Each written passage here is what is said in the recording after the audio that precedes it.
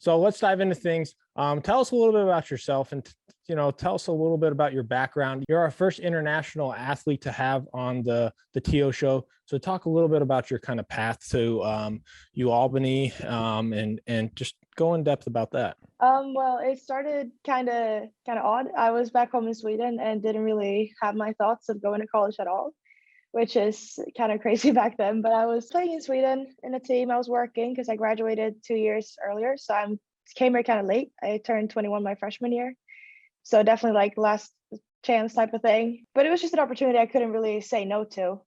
Combining school and athletes is obviously a huge thing, which we don't really do well in Sweden. So I decided to go, and I was looking into some schools, and my friend was here, Amanda Canty, at that point, and she was like, well, I heard you're looking, you have to come here for a visit. And then coach actually came to Sweden, so I met her after work a random day in March. And Wow. then I kind of just like, all right, like a visit it is. And then I went to visit schools, and then I just came here and felt like this is really a home type of feeling, and that's obviously important for me being so far away. It's an 8-hour fly across the Yeah. Atlantic Ocean. Yeah. I mean, but outside of like the family aspect side of things, was there anything else that kind of helped you like um, pick your decision on picking kind of like where you wanted to go?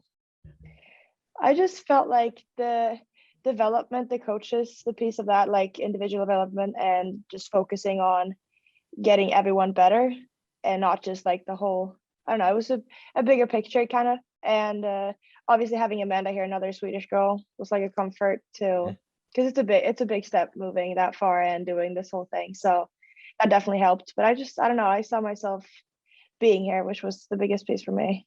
Awesome. Yeah, let's dive into a little bit about kind of like talking about your guys' path to on the tournament and being able kind of your guys' experience. How did you guys, of course, were able to get an automatic berth and win the America East and be the 16th seed, play the number one team in the country.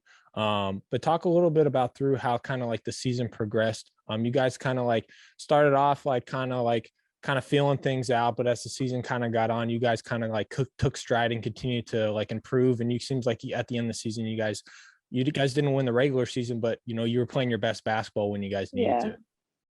that was really what it was. And us, like in July when we all came here, it was so like obvious that we were all so ready to go after COVID year just like didn't do us well, and it was just felt so unfair because we had so many pauses and back and forth in the school and whatever. So that was just the biggest thing. We all came back in shape and we were ready to go at the end of July.